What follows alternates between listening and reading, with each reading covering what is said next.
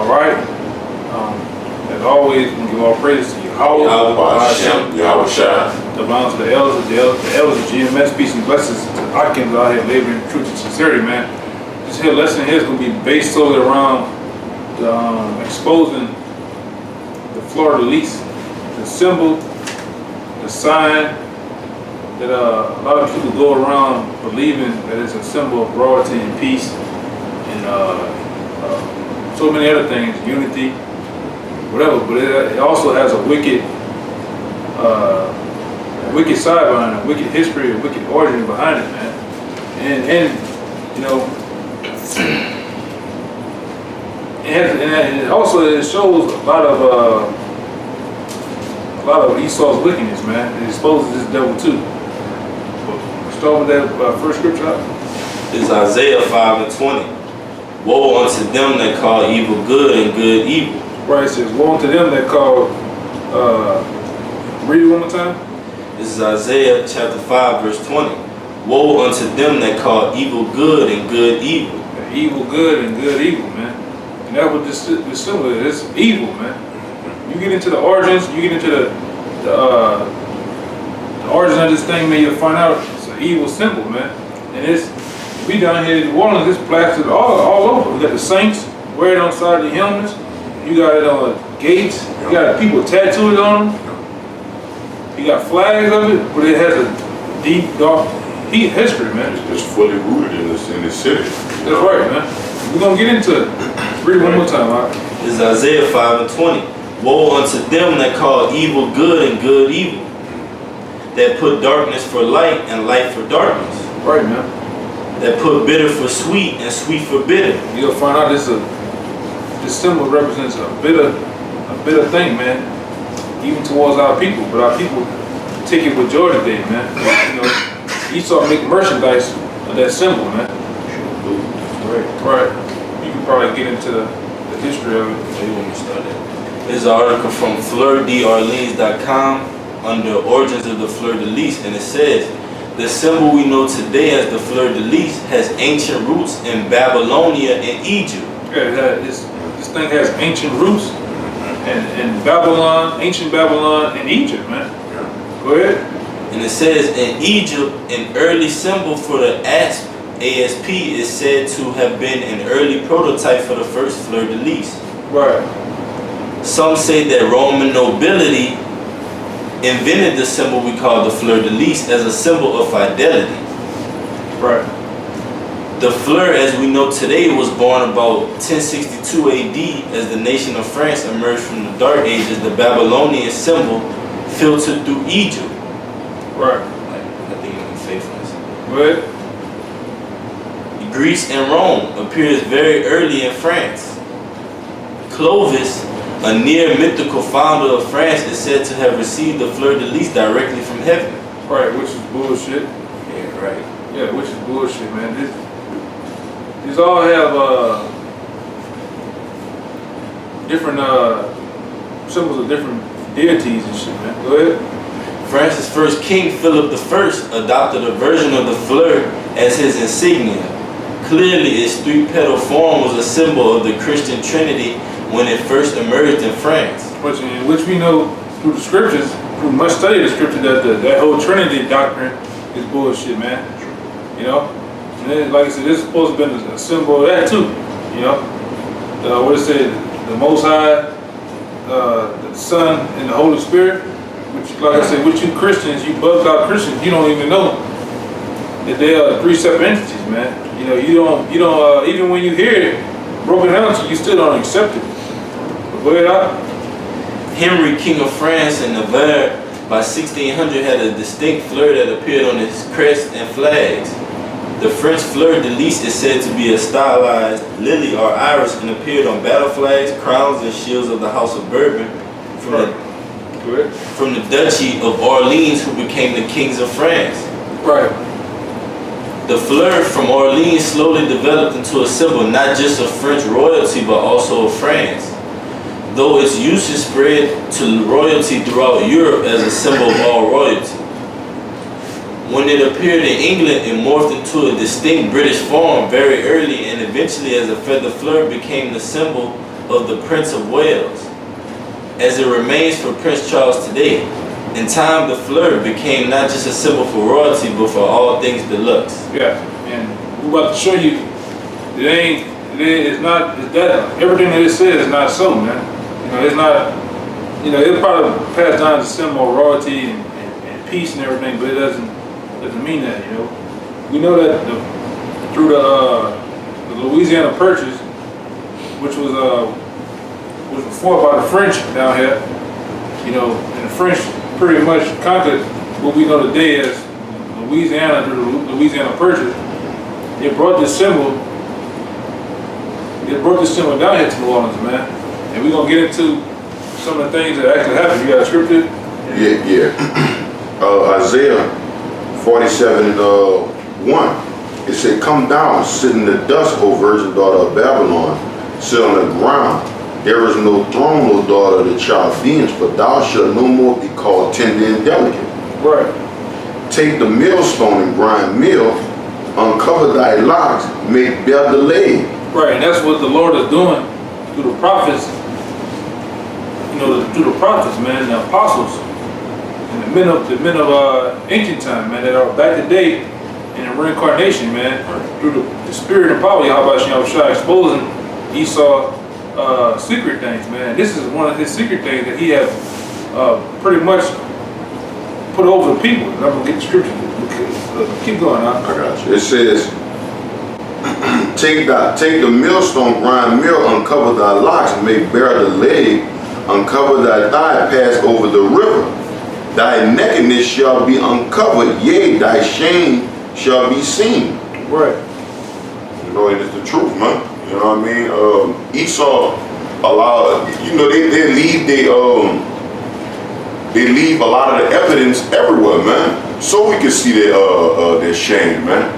You know what I mean? So we can let people know, man, this is the type of thing that Esau does, man.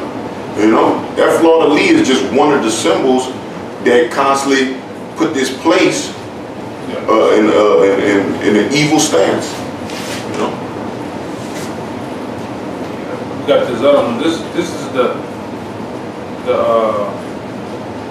proof in the pudding right here, as they say, man.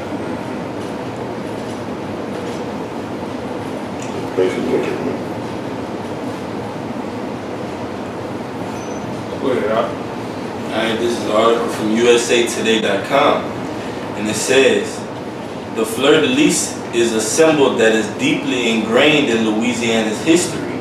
Right, we know that. You know, like I said, through the battles that they had, the Edomites had down here, man, with what we call it the Louisiana Purchase. French conquered down here. That's why we have something called the French Quarter. We got streets and roads paved with French bricks and stuff. The buildings, the architecture is made down here. The lingo is still like that. Even this symbol. And like I said, a lot of the copper top Jakes, Edomites, Goops, they get tatted on them. They support a team, a football team that had this imprinted on their helmets, man. Exactly. And run up and down the field over some pigskin. You know? But go ahead, we're gonna get into it. Go ahead, And it says, "Seen in architecture, the state flag, and on the helmets of the saints is everywhere. But while it is now seen as the mark of the state, it was once used to mark slaves." It was once used to mark slaves, man. You know? Go ahead. "And some may wonder whether there are parallels to the Confederate flag." And it is. This symbol, when it was taken by these down south crackers, is another symbol of white supremacy, man. Don't come over here, nigga. You know, it's gonna get into it. You know, I don't want to get ahead of myself. Go ahead, "Code noir, those words are French and mean black code," said slave historian Dr. Ibrahim Masek. Right. The Black Code was a set of regulations adopted in Louisiana in 1724 from other French colonies around the world, meant to govern the state's slave population. Sek said those rules included branding slaves with the fleur-de-lis as punishment for running away.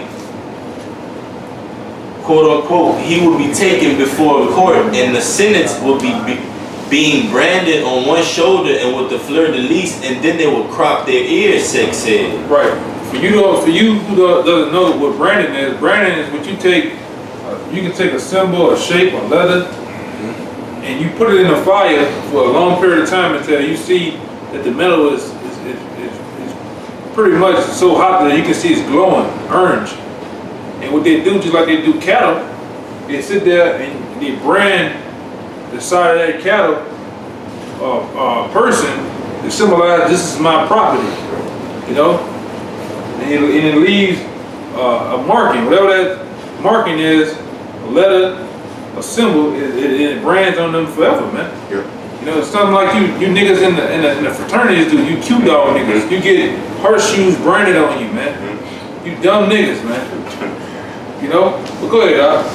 That's right, and it says, Sex said that if a slave ran away a second time, he or she would be branded again, but with another brutality added, their hamstrings would be cut. Right, Esau will cut your hamstrings. You, like I said earlier, he would crop your ears like you crop pit bulls and Dobermans, man. This is what he was doing. This devil, man. That's why we call you the devil. This is your history on Front Street. You know? Go ahead, Doc. To him, this symbol only brings sad thoughts. As an African, quote unquote, as an African, I find it painful, and I think people whose ancestors were enslaved here may feel it even harder than I do as an African, Sex said. Right. I believe that guy, he's down here in Tulane, he was a real African, a real Hamite. You know? But go ahead. Tulane history professor Terrence Fitzmaurice said the fleur-de-lis has roots in the French, the Revolution, and similar to other symbols was used as a mark of supremacy. It was used as a what? A mark of supremacy. Yeah, white supremacy, man. That's what the fleur-de-lis is all about. You know? That's right. That's what the fleur-de-lis is all about, man. You know? Go ahead, Doc. And it said it was a brutal way of scarring someone and also identifying someone as a particular troublemaker. Yeah, or fugitives, man. They used to brand them F-U-G, was short for fugitive. So when you ran away from a plantation, you got 5 miles, 10 miles, 20 miles of the road, someone would see that branded on you, they would call the police. That's right. And we know what the police was all set up for, just to capture niggas, man, or slaves, man. Yeah. You know? Go ahead, Doc. Knowing the symbol has that dark history, should it be compared to the likes of the Confederate flag? Yes. Yes. Fitzmore said no. Yeah, this guy says no, but yes, it's the same thing. It's a Confederate flag. They used to put them up to their houses, basically let you niggas know we here. Right. Don't come over here. Don't come to the marketplace and buy over here. This is Confederate, you know.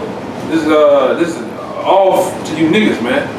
And you Native Americans, you had a part of it too. And you Latinos, we all served under this devil, man.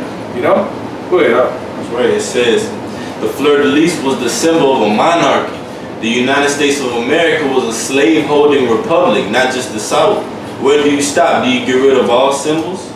Sec agrees, saying that the symbol has been embraced by the city as one of unity. It's not a unity, man. New Orleans itself has a dark history of lynch mobs, lynchings, public lynchings, public killings, man, by whites, you know, by these devils. And we don't want you to get rid of it. We want to get rid of the whole motherfucking country. How about you have a shot, man? Okay? Yeah. We don't give two shits about it. You got the one to do the running out? Yeah, man. We don't give two shits about you devils, man. Nor your signs, nor your statues. We want to get rid of the whole goddamn country, man. And the Most High is going to get rid of the whole country. He's going to, ultimately, through 1,000 years of slavery, he's going to get rid of you devils, man. That's right. Y'all let them roll, bro. Deuteronomy 28:48. It said, therefore shall thy serve thy enemy, which the Lord shall send against thee in hunger and thirst and in nakedness and the want of all things. Right. He shall put a yoke of iron upon thy neck until he have destroyed thee. And he had done that. He put a yoke of iron with bells on the end. So when you run away, those bells let the greyhounds, the dog, what do they call them? The bloodhounds. Bloodhounds, yeah. Let the bloodhounds know where you at, man. Let the slave wardens know where you at. And while they were putting yokes, guess what? They was branding you too, which is fleur-de-lis, with these different symbols and letters, man. And you Negroes, so-called Negroes, Latinos, Native Americans, you still can't get it to this day, man. Reality still haven't slapped you in your face, man. You know? Go ahead, I got another one. Zechariah 11:5. it says, whose possessors slay them That's right, man. That's it. Go ahead. and hold them not guilty. Who possesses slay them. Themselves, and hold themselves not guilty. Yeah, who hold themselves not guilty. Because you ask an average Yeah. Joe six-pack cracker today about the ancestors doing this to our people, they go, oh no, oh, I have nothing to do with that. Yeah. But you did. You know, you are your foreparents, man. Through reincarnation. You are your foreparents, man. I got you right here. You was actually back then doing those heinous acts to our people, man. And we are our people, man. We coming back. Well, we came back, okay? I'm gonna bring it up. Yeah, which Isaiah 14:21. yeah, It says, Isaiah 14:21, prepare slaughter for his children, for the iniquities of their fathers. what did it say that? Prepare slaughter for his children, for the iniquities of their That's fathers. why the scripture tell you prepare slaughter for the iniquity, prepare slaughter for the iniquities of their fathers, man, their foreparents. You like to uphold your foreparents, the great founding forefathers of America. You like to uphold them, but guess what? You got to pay for the crimes and the heinous act that they did to our people, man. You got to pay for that. And this Florida lease was one of the spearheads of it, man. These are the acts that you were doing, you know, on these different plantations that go from the what do they call it, the Gulf of Mexico all the way up to down there to the Canadas, man. They got plantations from here, from the bottom of Louisiana all the way up to the top, man. Along that river, man. And if you don't mind me saying, it's not like they're trying to hide it. You know what I mean? They letting it out in the open, man. You know what I mean? Like it's they don't care. You know? They don't think Jake gonna read or find out about this anyway, so it is what it is, man. Right. Go ahead, read that one. Yeah, bring that one up. This is Lamentations 5:1. Remember, O Lord, what is coming. 5 and 7. 5 and 7, Salaki. This is Lamentations 5 and 7. Our fathers have sinned and are not, and we have borne their iniquities. Right, just like we born our foreparents' iniquities and have to pay for it to this very day through slavery, living in the slums, the ghettos, coming over on cargo slave ships, being branded, being hung, being set on fire, being tortured.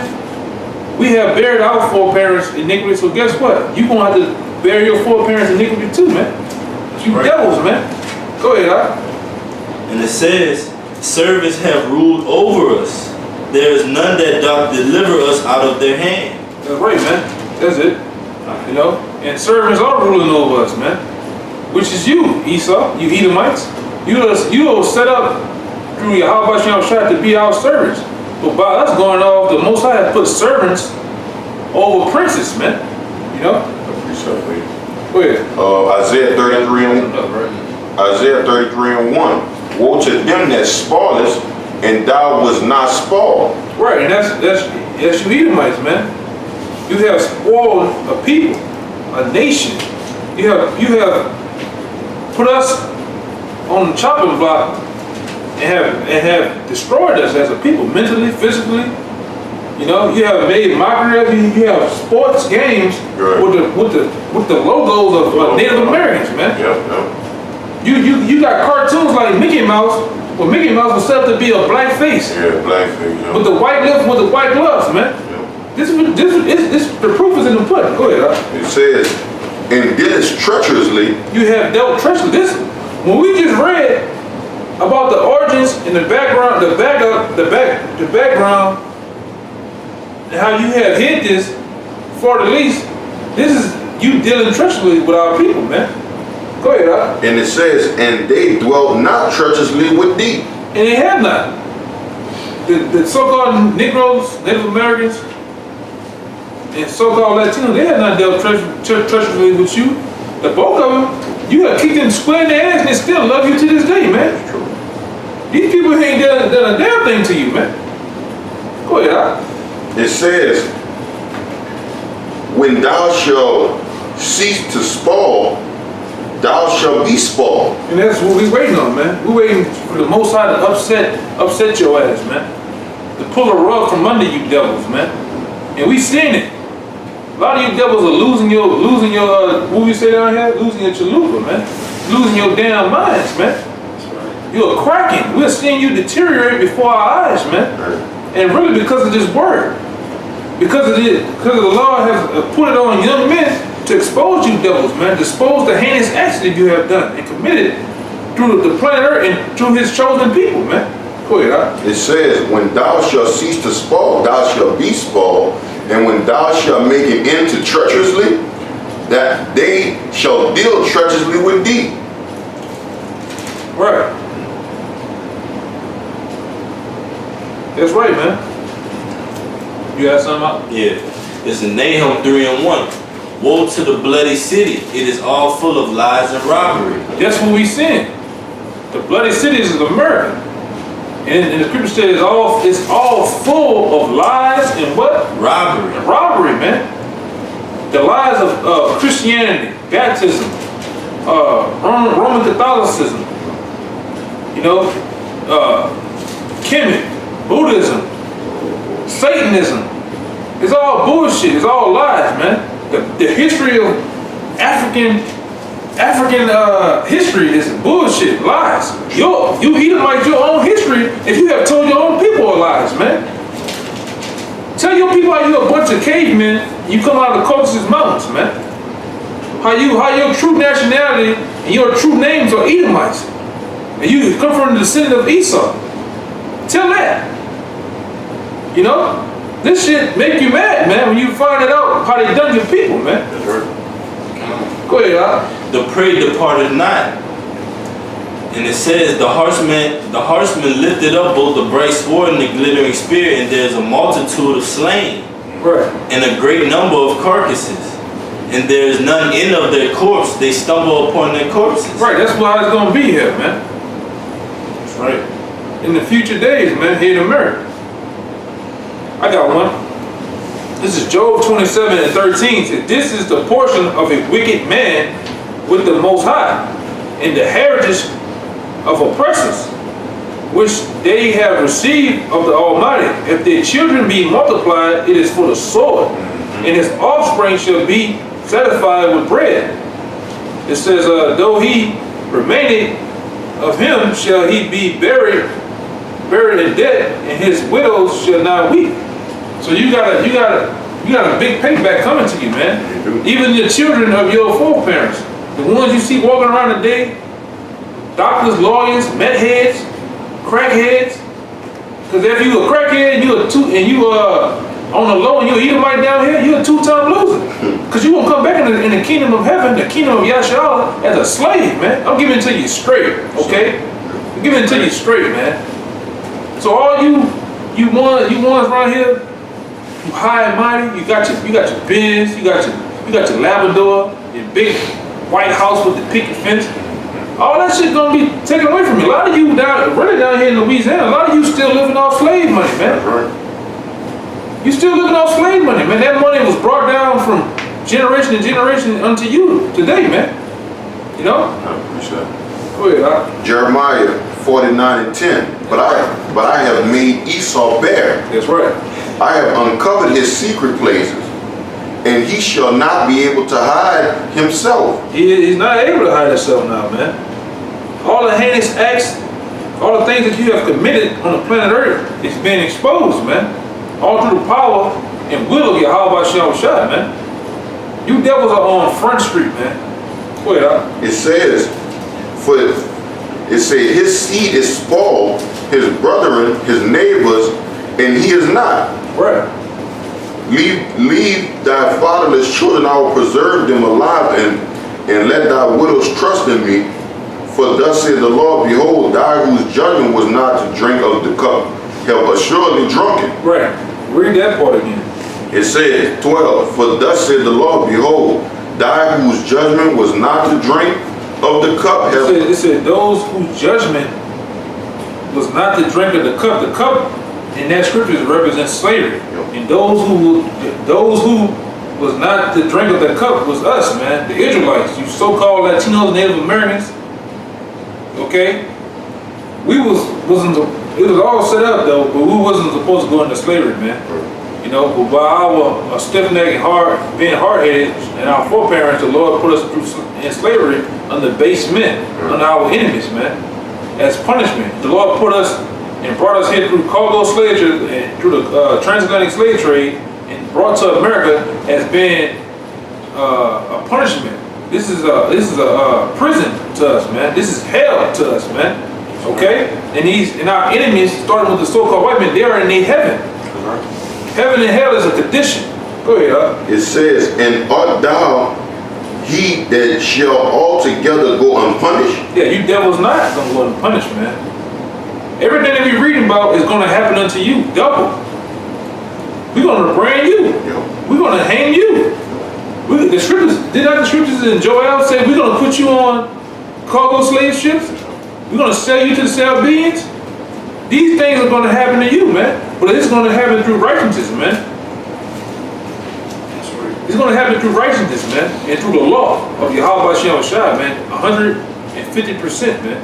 It's gonna be done, okay? It says, thou shalt not go unpunished, but thou shalt surely drink of it. Yeah, you're gonna drink that cup, you Edomites.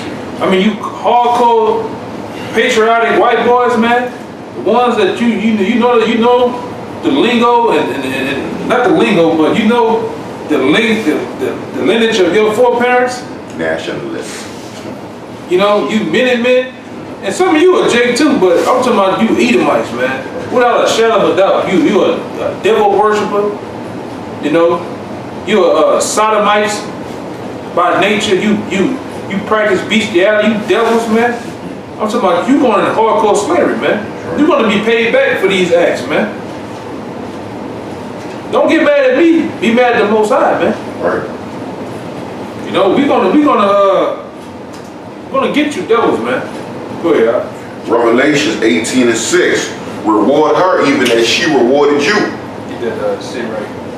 And double unto her, double according to her works. Right. In the cup which she had filled, fill to her double. Right, man. That cup was slavery. What it said? Fill unto her what? Double. Double. So give you a double dose, man. Right. Give you a 57-ounce cup, man. Right. And the scriptures say you're gonna drink all of it, even the dregs thereof. Right. You're gonna drink that cup, man, the cup of slavery, man. I know a lot of you Edomites in your head right now, you like, ain't no way. I'm a blue-collar white man, ain't no way a white man can put me in slavery. Oh, hell no. That could never happen. Hey, our foreparents, when we was living in our power, when we was under Solomon, we was under King David, if they would say that we was gonna go in slavery back then, we wouldn't believe it. Ain't no way. Edomite? God, that's a slavery. What? Especially to the Edomite. Our people didn't probably believe it, man, when it was told through the prophecy, man, that we was gonna go down. So the same thing with you. You high and mighty, you in your pride. You know, you living it up. You know, you snorting coke off the goddamn toilet. You done pop pills. You know, you full of millions and billions of dollars of FRN notes. You driving the cars you like. You popping the Edomite women you like. Our women you like. And you high in pride. So you want to think you're gonna go down, but you're gonna go down, man.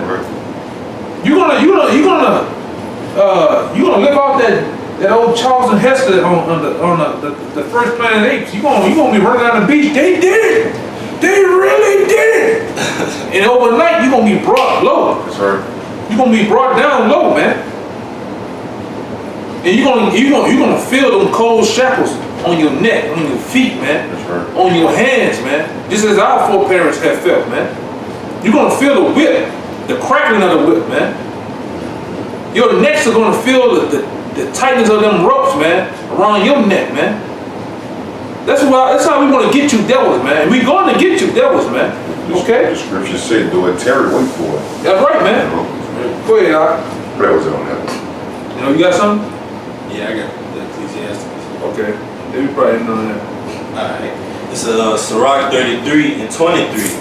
Can I get a little bit more? Yeah.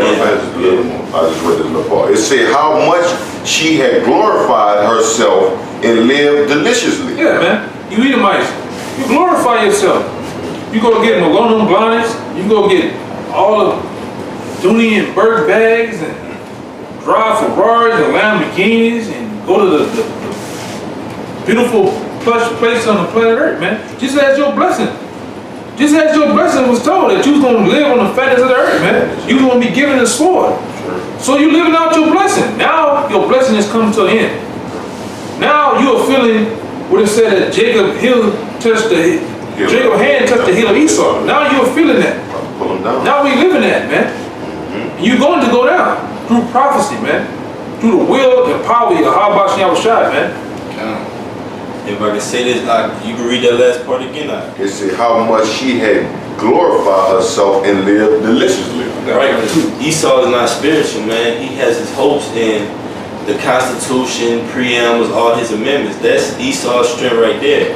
And when you got rules and statutes set up for your people, of course they're gonna feel empowered. Of course they're gonna feel live lavish. Of course they're gonna want to glorify themselves in this society because they're the ones in control. That's why Jake is spiritual, man. We got the power of Yahweh Shai to back us up because we know the end of the story. Esau don't know how this story ends, man. He just living in his world, dwelling in society in la la land. Yeah, he's on top right now, but it's just a pigment of his imagination that the Most High has put in his mind for now. But when that fall comes, it's gonna be devastating and destructive, man. Esau wake up rich and untouchable. You know what I mean? It said, cause you know, like the scripture said, since the judgment wasn't done to him, speedy, and his ways are fully set in his mind.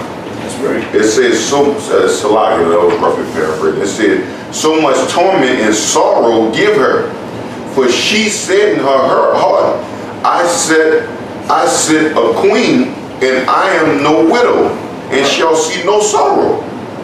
Therefore shall her plagues come in one day, death and mourning and famine, and she shall be utterly burned with fire. Right, that's your end. The plague's gonna come on you quickly, man. Quickly. And you're gonna be burned with fire. Ultimately, your end. When the nations of the planet Earth shoot missiles over here, man. When you being reincarnated back into the kingdom of Yashala. When I say Yashala, I'm talking about Israel, the Israelites, man. True people and descendants of Abraham, Isaac, and Jacob, man. The Lord's chosen people, the apple of his eye, man. Not you devils, not you other nations out there. The Lord ain't died for everybody, man. Okay?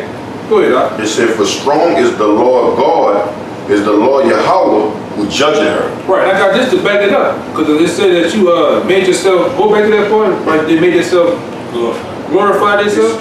Revelation 18:7, how much she had glorified herself and lived deliciously. All right, this is 2nd Ezra 16:46 is for the strangers shall reap their fruits and spoil their goods, overthrow their houses and take their children's captives.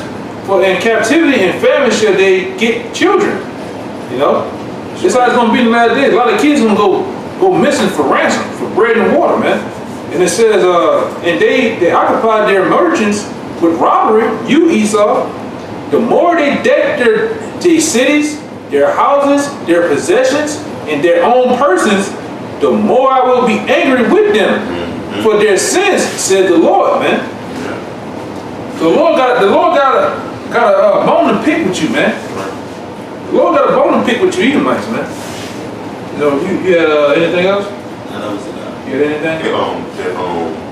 Sirach 33. Yeah. Unless you want that on. Yeah, we can end it off on that. You got it. Yeah, I got it. Sirach 33. And 23. Start at 23, y'all. all right, Sirach 33 and 23. This is coming to you, man. This whole scripture is coming to you, man. You read it, you're going to be brought down low. You're going to pay back for all of what you have done to our people, man. You know, and the scriptures have not, the scripture would say, the Most High don't lie, man. The scriptures cannot be broken, okay? Go ahead, Doc. It said, at the time when thou shalt end thy days and finish thy life, distribute thy inheritance. Right. Futter or wine and burden for the ass, bread and correction for work and work for a servant. Right, man. And that servant is going to be you, Esau. We're going to put you to work.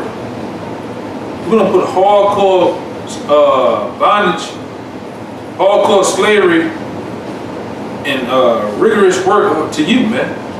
Go ahead, If thou set thy servant to labor, thou shalt find rest. Right. But if thou let him go idle, he shall seek liberty. And we ain't gonna give you time to idle. We said idleness is of the devil. That's right. Yeah. So we ain't gonna give you time like we did of old when you went up in the caves, man. They gave you idle time, not putting hell up on you. You came up with the master plan, coming back out in the Renaissance period, man. Took things over for that little season, but it was all set up by the Most High to happen that way, though. You know. But this time, this go around, them 1,000 years, you ain't gonna have no idle time. All your time, and we'll say it's gonna be continuous employment. All your time is gonna be brought through hardcore slavery, man, under the Israelites. Go ahead, It said a yoke and a collar do bow the neck. That's right. So are tortures and torments for an evil servant. And we're gonna get you with tortures and torments, man. We'll say, the scriptures say that we're gonna meditate terrorists, man. We're gonna meditate terrorists, and we already a people of many inventions. Mm-hmm. We're a people of many. Come on with all type of them. Yeah, the scripture said we are people of. Let's say the Lord had made us the salt of the earth. Right. Yeah. So we're gonna find ways to fuck you up, man. Right. I'm just being blunt, man. And if I can say this too, it says correction and work for a servant. And Esau's correction is that saying good is evil and evil is good. Our correction is evil and good is good, man. Right. So we ain't gonna do that correcting Esau about with that all that homosexuality. That's what Esau does with his slaves, man. That butt breaking and all that stuff. We're gonna do our correction according to the law, statutes, commandments of Yahweh Hashem I'm gonna Yahushua. correct you, man. That's right. Go ahead, dog. It says, send him to labor that he be not idle. Yeah, we're gonna send you the label that you be not idle, Esau. You Edomites, woman, man, child, whoever looking behind the camera, man. It's just what it is, man. It's business. You have done the dirty deed. You was used as a tool by Yahweh Shai as a whooping stick to us. Now it's gonna reverse. Go ahead, Doc. It says, for idleness teacheth much evil. That's right, man. Set him to work as is fit for him. It was fit for you, Esau. Work was fit for you. You was put had to be a servant to us. You Moabites, you Chinese, Japanese, you Arabs. You were put here to be a servant under the Israelites, man.